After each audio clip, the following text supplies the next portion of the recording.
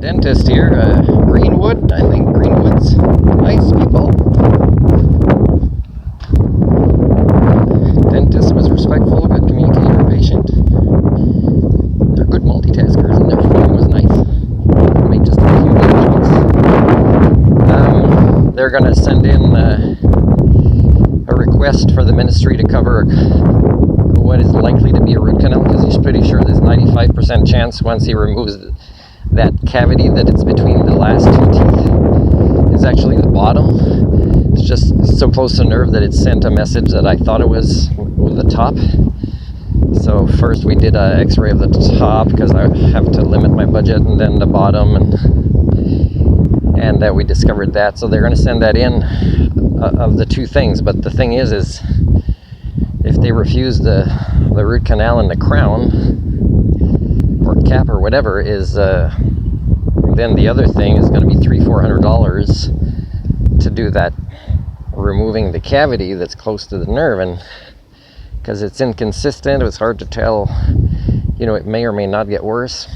And so I've already reported to the ministry and others scams from Blue Cross, their service provider, and how it's inconsistent, information that they pay or don't pay, and same thing from what they receive from previous dentists is, it's a scam, and I report that. So let's say this is coming up in 9 months with the Human Rights Tribunal, with the ministry, and then what I will do, and you guys don't get this, it's the end game now, right? It's no more giving you chances to do the right thing. I know you won't. So now it's consequences to not doing the right thing. So I'm going to have things prepared for how to do a citizen's arrest for various things during the proceedings of the Human Rights Tribunal with the ministry. Now, the Human Rights Tribunal is BC related, and this is BC related. So of course it should be Alberta takes care of this, or another province, or a Canadian one, right?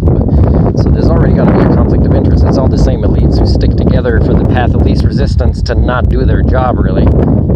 And they can somehow justify in their heads that they don't need to feel guilty for not doing the right thing for their files. So let's say I have one text prepared to do a citizen's arrest for hate crime or whatever it might be. I'll just do research and have a few, and I'll say to the Human Rights Tribunal people, I say I'm gonna do a citizen's arrest if we reach this point, and it'll include you,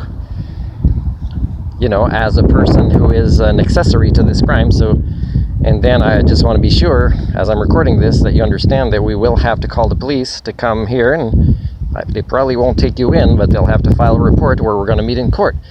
And then in court, you're going to have to explain to the judge why you received this evidence, and you decide not to respond to it in a way that fits your mandate and your mission statements as who you claim to be and the organizations that you claim to work for, that you collect paychecks from. So people go, oh my God, my mom would have a crisis attack if she knew this, and I may or have had such things myself. But the thing is I'm not going to avoid anxiety and allow for the world to get worse, your proto-societies, for what your own kids are going to have to live through as you continue to miseducate them, to drug them, to role model denial instead of problem solving to your own kids. It's going to get worse. There's going to be more and more people in the same situation I'm in. And if you have kids and you won't do the right thing, and not only will it feel good to stop you from victimizing me, but it'll be feeling good for culture repair to help your kids independently of your support without ever getting thanks for it. But be prepared. I am going to start doing more citizens arrest. This is the end game, people.